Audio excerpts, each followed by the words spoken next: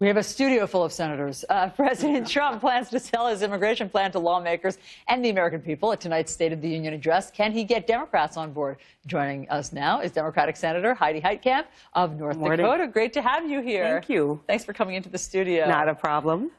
We're flush with senators. So, but good ones. Yeah, good ones. Absolutely the best. So, what can the president say tonight to get Democrats on board with his immigration plan? Well, I think the one thing that everybody's forgetting, because there's so much talk now about what's happening with the FBI, so much talk about what's happening with the DACA kids and whether we're going to get this fixed. There's a whole world out there. You know, I go to work every morning thinking about what we're going to do for rural America.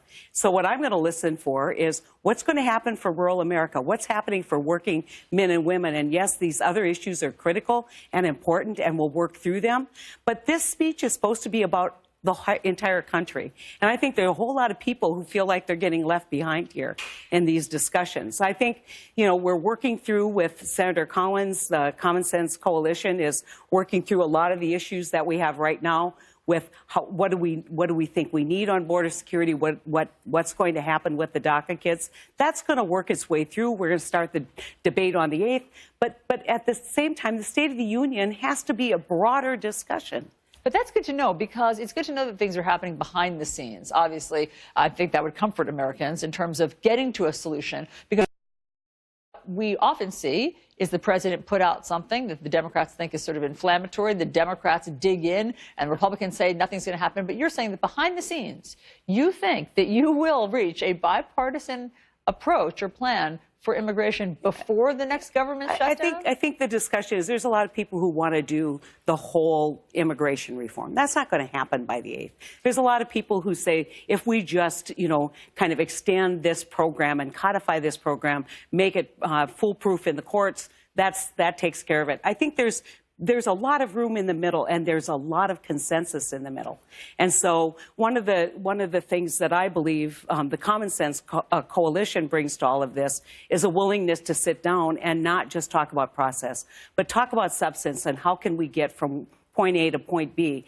And, you know, one of the things that we learned, I think, from the 13th shutdown, where the Common Sense Caucus didn't engage until the 13th, until like well into the shutdown. This time we engaged right away and had a better and more immediate result. Well, we understand the president's going to be talking about tonight. I mean, what they've previewed from the White House is touting his tax cut, touting what he sees as the booming economy, how well the stock market is doing. And so from where you sit, do you think that all of those, I mean, the issues that you find most pressing and that you say people want to talk about, are they feeling those successes? Well, I think that the reaction would be mixed, and a lot of times it's through a partisan lens. I like to look at facts. And, you know, just as you're right, I know it's really important, because they are fairly significant in public policy making, Allison. But one of the things that you know, they say, okay, Wells Fargo gave a big bonus. But at the same time, they also announced that they're going to dividend most of their tax break. You know, we just heard that Kimberly-Clark is going to lay off 5,000 people and close factories. You know how they can afford to do that? Because that costs money. They said the tax cuts gave them the liberty to do that. That's not the point of the tax cut. That was supposed to be the point of the tax cut. There's going to be positive things. Moody's, which analyzes this for a lot of states and for a lot of companies, basically said this is a wash. And in fact, in terms of stimulus on the individual tax cuts, because the majority of it's going to very wealthy people, won't have much effect. So that's not going to be the president's message. I mean, obviously the president and the White House are touting this as though it's all good.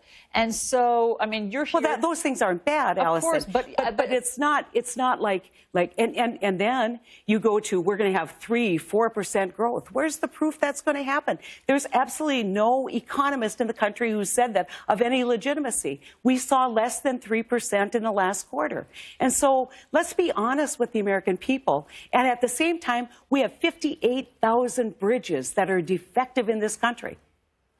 I mean, to me, that's a national emergency. We ought to be talking about it. I think the president is going to talk about infrastructure. I mean, those things do fall under that. And is he going to fix 58,000 bridges with his infrastructure plan? I mean, plan? It depends on how much of the plan he wants to spell out, or if there is, in fact, a plan. But you're bringing a special guest tonight, that I think does sort of personify a lot of these issues that you deal with in your home state. So tell us who you're bringing. Well, I'm bringing Dennis Korn, who is an organizer and a former UPS driver who is going to have a substantial cut to his pension if Congress doesn't act.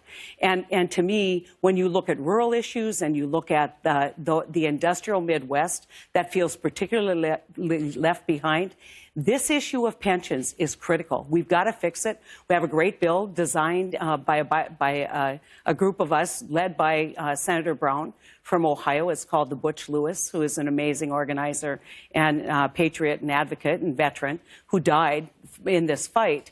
Butch, this would fix the pension bill. We want this in the final passage of the bill that's going to basically fund government. Are we going to get it? Is anyone even talking about it? And that's why I think it's important for people like us to say, look, there are other issues that affect families. These are families that would be devastated by this level of cut in their pension. Let's talk about them. Let's let them see Congress actually looking at their problems. And so when you hear the counselor to the president, Kellyanne Conway, whom we just had on moments ago, say that, listen, look at how good it is. You know, all of these 275 companies, I think was the number that she used, are giving these bonuses. They're about $1,000 bonus for the year.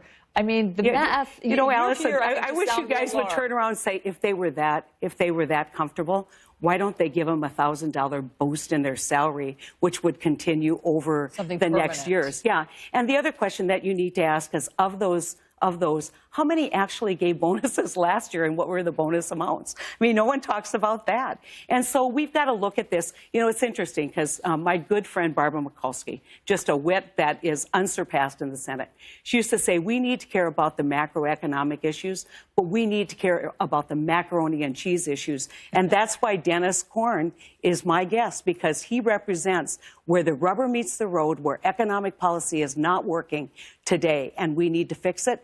And the president needs to, I would love to hear him talk about pension reform. That's something that's on the mind of many, many Americans, and they're not hearing it.